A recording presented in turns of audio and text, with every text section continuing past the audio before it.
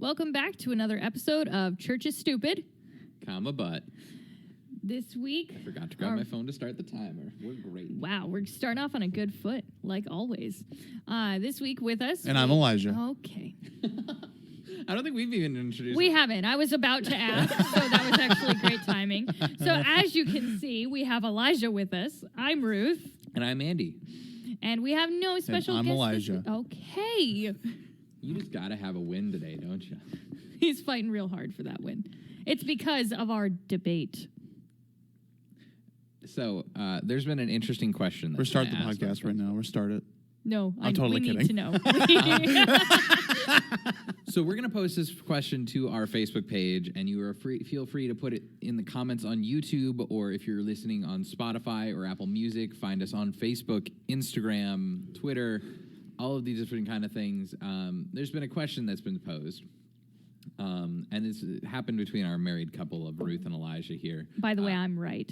Okay, continue. An argument, and I'm a non-biased third party at this point. I know I've given my opinion, but I'm going to pose it like a non-biased third party. So essentially, you are going to McDonald's, and everybody knows McDonald's, like, what you get there. You send a text to somebody, and you ask them what they want, and they respond with, I would like a Frosty.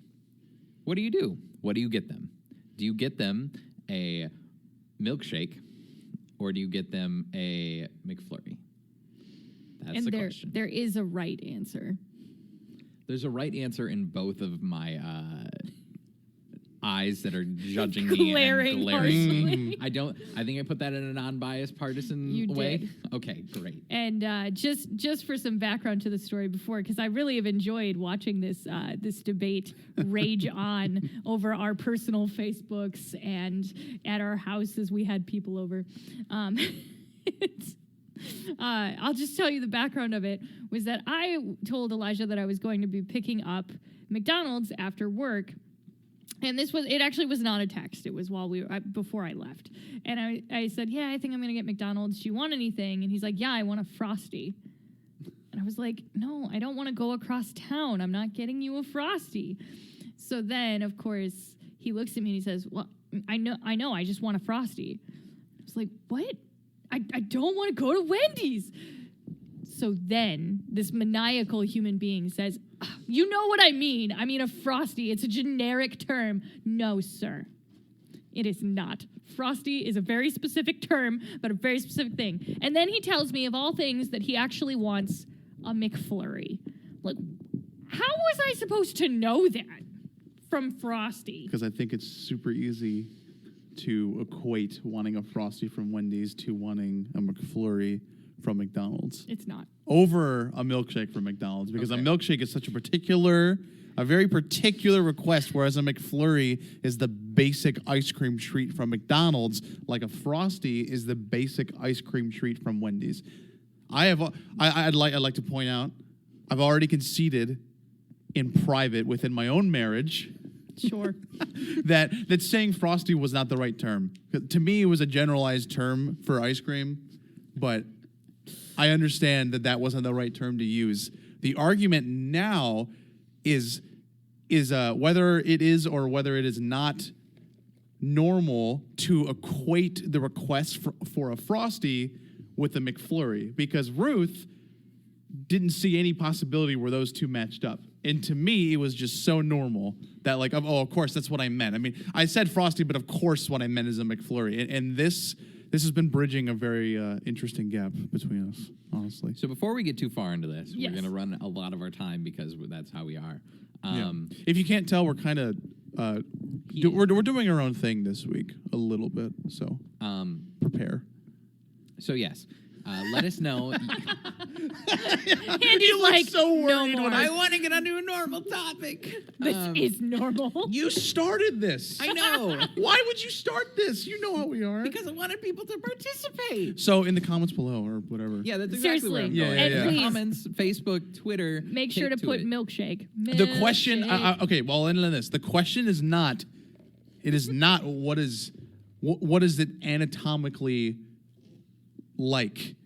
What is a Frosty like? No, you can't do that. You can't bias it like that. Our The question isn't about that. The question is if you are asked, or if you ask someone what they want from McDonald's and they say Frosty, do you assume that they actually want a McFlurry, or do you assume that they want a milkshake? You're right. And if my argument is based on correctness, That's anatomical not the question, though. The question then it's fine. The question isn't what is it like the most. The question is what do you assume they want? What All do right, you Andy, equate it you to need more to jump than the in other? before we get into So, the we have a Anyways, real welcome to topic Church is today. Stupid, yeah. We have a real topic today to Calm talk about. about.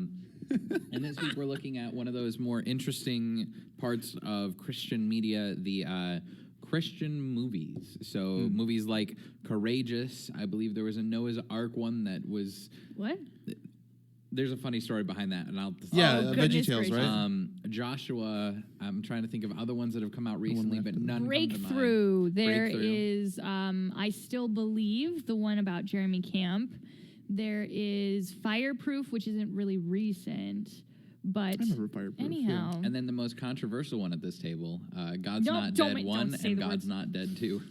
Don't say the words. Right? There are only 2? No, I think there's a third one. Okay, there might be a third. I'm going to double check. I think I looked last night and I thought I found it, but also at this point in my life, I have no idea because I avoid that movie like the plague. Sorry for anyone out there who likes that movie. And you're fully allowed to have your opinion about there is a 3. You're fully allowed to have your opinions about any of these movies. You're allowed to like them. You're allowed to hate them. We're not trying to like push an opinion. I think we're going to talk a little bit more today about the structural pieces of those films, as much as how films are pushed on the Christian community, if that makes any sense. Yeah. So that being said, I said that there was a story that I wanted to say about a Noah's Ark one. Yes, and you must share now. And I need to.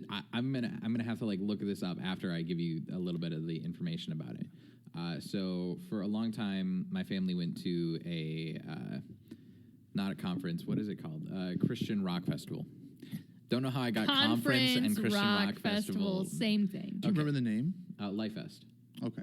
Which is in Wisconsin. Did you and say Life Vest? Life Fest. Yeah, Life Vest. Like life in a vest. It's Life Fest. Fest, like not festival. vest. Because I'm all- picturing like yeah. a life jacket that you they're have combined. to put They're combined on. into like one word, and so it's Life Fest, and you got to just say it like really fast, because it's L-I from life, F-E from both words, and then at the end. Le Fest. But they teased this film with like showing a trailer for I think like 3 years, and I don't think it's ever come out. This film. Wait, really? Oh no. And it may have come out, and I may just have never realized that it came out because Christian movies aren't advertised. Like the extent. Well, recently they have been, though, I feel like. Okay, I don't watch much TV, so That's I may fair. be just completely dumb about this. So why don't you? What advertisements have you seen? So the two that I've seen most recently actually were Breakthrough and I Still Believe. And I swear there were trailers for I Still Believe for a very long time before it came out. And the main thing with that one, I think the biggest difference, and perhaps Breakthrough as well, is that they had some stars in them. Like KJ Apa, who is from Riverdale. I think that's the name of the show. He is an Australian actor, I believe. I'm going to say a bunch of stuff that's probably wrong. And he is also a Christian, but he played Jeremy Camp in I Still Believe. And that one I feel like was, no, am I totally wrong? No, sorry, I found the movie. It's called Noah, and it did come out in 2014. You're talking about Noah. Yeah. Oh, Noah. I was gonna ask you that as like a joke because it's not the one that's like biblically correct. It's the one that's completely like its own version, its own like but story. It was like advertised at this. Sorry, it's a sidetrack. It was kind of I feel like it was advertised early on as but sort of like a biblical As retelling. soon as it got like released, I just never saw anything about it. I think it kind of just it hit enough, but not. I don't know. I saw it actually. I remember seeing it. Did you? Yeah. Fair I enough. don't remember where, but anyway, who was I may not have interrupted? known. I might be dumb. I mean, You, I was just Ruth. going on tangents about seeing them advertised and having KJ Apa, who is actually pretty renowned because Riverdale is a big show. To have him star in a Christian movie, I think that led to a lot of advertising opportunities, because just having him play the lead would draw it in. And I think the lead actress is also from I can't remember what she's from, but I'd seen her before. And then Breakthrough had the woman who plays Kate Pearson from This Is Us, which is a very big show. And she played the mom. I don't know what the show or the movie is. Breakthrough? I'm more concerned Or about This Is Us. This Is Us? That's the drama on It's NBC, pretty big. right? Like, Oh, okay. it's No, I have no idea. I was equating it to a Disney show, and I'm sorry. We can move on. no, it's actually like it's pretty popular. Not just like me saying that to try to feel better about my life, I hope, but it's actually a pretty popular It's show got 92% on Rotten Tomatoes. because pretty it's good. wonderful. It's pretty good. I'll say myself. And it's I think that's part of the reason that those two at least had been so advertised. And I was talking a little bit about this with Christopher, if you remember when Christopher was on, everybody listening. I know you guys remember who he is, because if you didn't, that'd be real weird. No idea. I'm coming for you. And he was talking about how he felt like there was a shift around when the movie Courageous came out with Christian movies and Christian culture. And I think that that's a pretty fair point, because Courageous probably was, to this day, because I haven't seen as many of the new ones as I probably should have. To this day, to me, that's the best Christian movie I've seen. I really liked Courageous. I'd probably agree with you. I haven't seen. I don't have a super wide array of Christian movies like logged in my brain by any means, but I do remember Courageous, and I remember even when I was, because I've seen it multiple times, kind of like throughout the years, and even when I was younger, I actually enjoyed it enough. And when I was younger, I usually didn't want anything to do with like strictly Christian media because it always just felt cheesy to me. But I remember actually liking Courageous. I actually saw Courageous for the first time at a quarter theater in Virginia, and they apologized to me when I went there because they had raised their prices to 50 cents. And so I went and saw this movie, and this was in like 2012, 2013. I forgot you're old. Never mind. Yeah. Oh. Wow. Sure, I was in college then, but shut up, Andy. I think I was in middle school. Shut up, Andy. No, that would have been my freshman year of high school. Sorry. Shut up, Andy. This You is were really meant to be sad for me. courageous. Anyway, well, I went and saw the movie, and I liked it so much that after I was with my mom, she was getting her PhD at a university there, and after she was done with her classes, I went and dragged her to the quarter theater that was now the 50-cent theater with me to go see it again. So I saw it twice in one day because I liked it that much. Wow. Yeah. I know that it always, like, that movie in particular, has always, like, tugged on my heartstrings. And I think the thing is that and this is going to be a little bit more offensive, but a lot of Christian movies flop if they don't have that. The emotional attachment that you feel to one or more of the characters. So, like, in Courageous, and I mean, a lot of movies that you build on this whole idea of, and I'm not saying like, Yeah. I'm not trying to diss all movies, but like Christian movies do it and they do it well, kind of thing. Like it's easy to build off of a Christian character that you can easily love and like fall in love with, and then understand the hardships that they're going through. Like when, spoiler alert, in Courageous, when the daughter passes away, that. You can't. Oof. Now I'm picturing the one scene I didn't want you to bring up because it's so sad.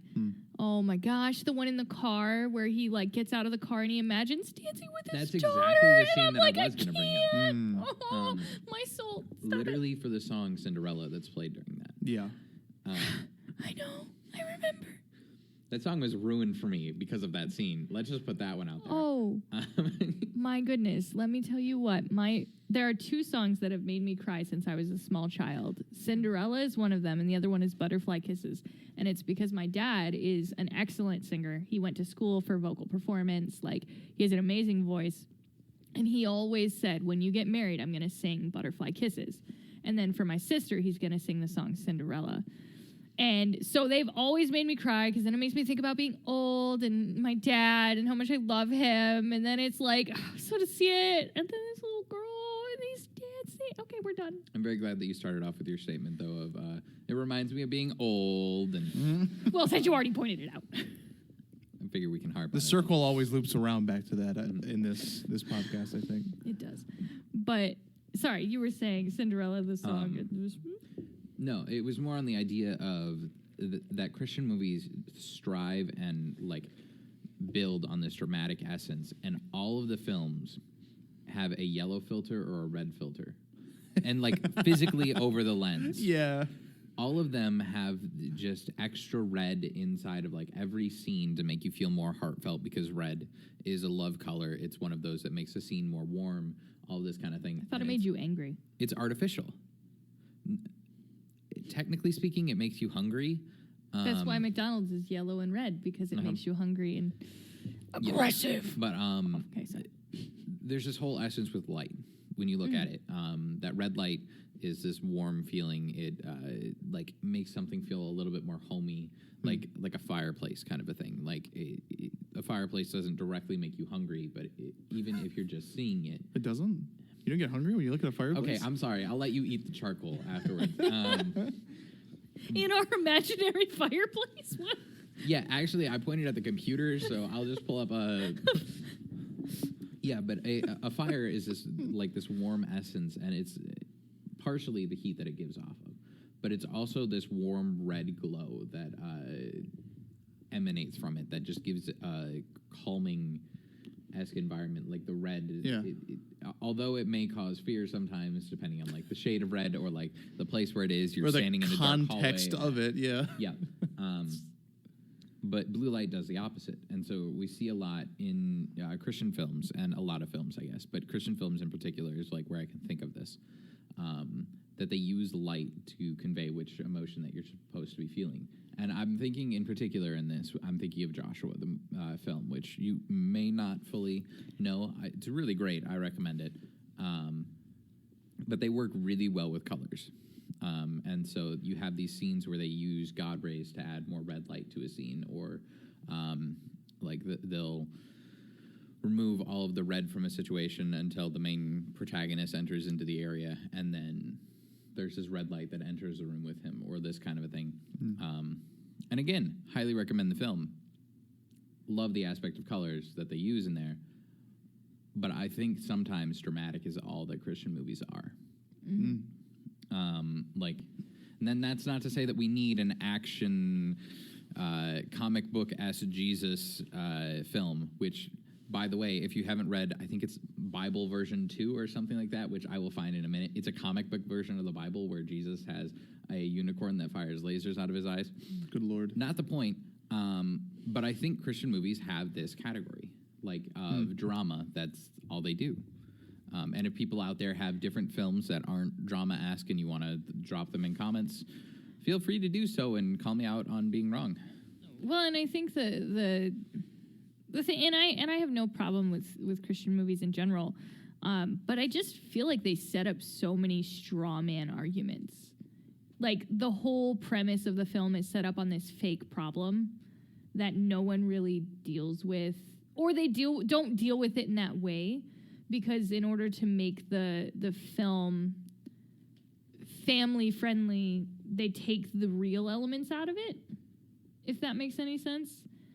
Is it a fireplace? What are you doing? I'm showing him the Bible. Yeah, I see it. Yeah, the unicorns. I think that you're also. It might be important to maybe clarify that. I think that in a way, there's almost two big types of Christian films. I think one type is kind of like what Andy was talking about earlier, almost like a Hallmark drama, and then the other one is like a testing your faith film where they make an argument, they make a not theoretical, theological argument, like the conflict of the movie, and the entire purpose of the movie is to solve it for you, almost. You know? Well, and usually the conflict that's set up is not a real conflict. Yeah. You know what I mean? It's like a conflict that's either so ridiculously overdone that it's completely obvious who would be in the right, Right, yeah. Or it sets up this false equivocal of everybody who's not a Christian is a terrible person. Yeah. Or things like that where I'm like, I just don't feel, I feel like if you watch these movies and then you go into the real world and encounter people, you realize they just don't function the way that a lot of Christian movies portray them. Right. And because of that, to me, it seems like it sets up this false expectation. And I guess I have to ask, what's the point personally for me to watching these films? Is it just to be entertained for a little while? Is it to teach a moral lesson? And if so, how does that really apply to what's going on in the real world? And I understand where it's coming from because, again, in order to make a family-friendly film, you can't have necessarily all of the same elements you might see. But when you end up making it almost this fake existence, right. It just kind of defeats the purpose to me. Yeah. Like one author that I really, really like, I know we're talking about movies, but I've always really enjoyed Ted Dekker, who's a Christian thriller or horror, I can't remember which genre he falls under, writer. And all of his books deal with some sort of ultimate evil. Yeah. And instead of like nicing that evil up, I feel like he does a good job of still making it appropriate, but it is evil. Like you are dealing with evil. And it's not hokey. I don't know. I think that finding that balance is really important. Well, yeah, so it's not like you're making the claim that Christian movies are exclusive when it comes to portraying like normal real life as something that it's not. But in a lot of it seems like in a lot of these Christian movies that do kind of go that path, they're trying to sort of make that message like intentional. As, you know, especially when it's a type of movie that's supposed to, you know, where the purpose of it is kind of supposed to mirror real life and like teach almost Christians a lesson or try to like appeal to, oh yeah, this is what a normal Christian goes through in America or something, but in reality it's just not what happens. So it's not like Christian movies are the only types of movies that portray, you know, normal people as some kind of like ultimate good or ultimate bad person or anything like that. But a lot of them try to prove a point and end up going that route. And I think after a while, when you watch them, just quite frankly, they get kind of boring. Yeah. And that's like one, you know, as we've been talking about this podcast and doing this podcast, one of the things that we've discovered is a common theme amongst why people don't really want to go to church is because quite frankly, it's boring and they don't want to be there. Which, you know, has its own merits and its own pitfalls, but realistically, I believe that church should be a place you want to go. Not necessarily a place you go to get entertained. Not saying that. Not a place to be entertained. But it should be something you want to do. Yeah. It should not be something that every week, or at least most of the time, you shouldn't feel like you're dragged to church. And most people who do feel that way, most, not all, don't end up really staying when they have a choice. Because why would they? You know what I mean? Yeah. And so when it comes to Christian movies, after a while, I just kind of get bored of watching them because they don't present this, because you're right, and there's so much media out there and so many movies where they try to portray realistic situations. Like one really great example, Friends. Popular show, and they're supposed to be like normal people, kind of. Nothing they do is normal. They live in like a mansion of an apartment. I've done every single activity that they've ever done, so I don't want to hear. Okay. But it's like, you know, how do you possibly work all day but somehow have like 24 hours a day to spend hanging out with your friends? It's illogical. Yeah. And so it's not like that's exclusive to Christian media, but at least that's kind of entertaining. I mean, I don't know how else to say it, right? I mean, Friends isn't my favorite show, but like, at least it's entertaining to watch, you know? It's well produced. it makes it a little bit hard sometimes. If you're going to present me with something that's super illogical, I at least want to be entertained. Well, the other thing about something like a show like Friends is that you have a different premise every episode. And an episode is 30 minutes. Is that what Friends Probably. is? I don't remember if it's 30 minutes or an hour. I don't know. But the same point is like, so many Christian movies are 2 hours plus. And they're all the same, it feels like sometimes. A lot of them. Obviously, I'm painting with a super broad brush right now, and I'm aware of that. I'm not being completely serious. A lot of them are the same. But a lot of them are the same. A lot of them follow this same story format. Yep. It's like Hallmark movie kind of thing. Like, you come to Christmas, you know exactly what's going to happen in the Hallmark movie. Oh, 100%. It's going to be like, girl moves to new town. Girl finds problem with new town, but can't go back to old town because of boyfriend or ex reason. Yep. Girl gets approached by guy who solves all of her problems. Old boyfriend comes back to town. Kerfuffle ends up with a new boyfriend. Right. Yes, every single you one. know what's going to happen. And You it could almost, make it- you it could- always ends with either the first kiss, the engagement, or the wedding. You could throw a little bit of twist in there, like maybe the guy she meets already has a girlfriend that he doesn't really like because she's a man. bad person. Maybe he has one, maybe he doesn't. Somebody but get out either a way, piece of paper. it We usually need to send ends a letter to Hallmark. it usually ends We've up got an doing the idea. same things. But yeah, like after a while, watching that same format play out and play out and play out in Christian movies, just honestly, it's not that entertaining. And as we're closing up this time, I do also want to address a little bit next time what some of the good sides of Christian film is, and why I think it still has merit, and why there's still a valuable audience, and how I think that it's gotten a little bit better. Well, the audience is always valuable. Let's. Sorry You know, to put it that way. I, you might wanna I rephrase. really struggled to find the right words Yeah, I don't there, know and where my you were mind going. blanked. So just everything that I said in the last 2 minutes, just erase it. You think you talked for 2 minutes? That was like 10 seconds. You know, my brain was in overdrive, so it was like, oh no. We are delirious today. But regardless, I do think there is some. There are definitely redeeming sides to the Christian film industry, 100%. And I would like to talk about those a little bit. But I do think it's important to kind of note that some of the media, I think for our average everyday entertainment, most people don't turn to Christian media. Is that a fair statement? Most, again, not all. Maybe I'm wrong, and I would love to hear from you guys. If you do really, really want to turn to Christian media for all of your entertainment, I would love to hear from you, because it's not something that I have spent a lot of time experiencing, nor do I know a lot of Christians that are particularly fond of spending all of their time in Christian media. It's a fair point. Yeah. What, are you expecting me to grab on? Yeah, come on, Andy. You're the grabber, honor, expounder. I'm the one who just says dumb things. Okay, well, we are coming to the end of our time here. Thank you. See, that's all I ask. And I think in potential, some of what we may focus on is that idea of what's good about Christian movies and Christian film, because we harped on a lot of what is bad.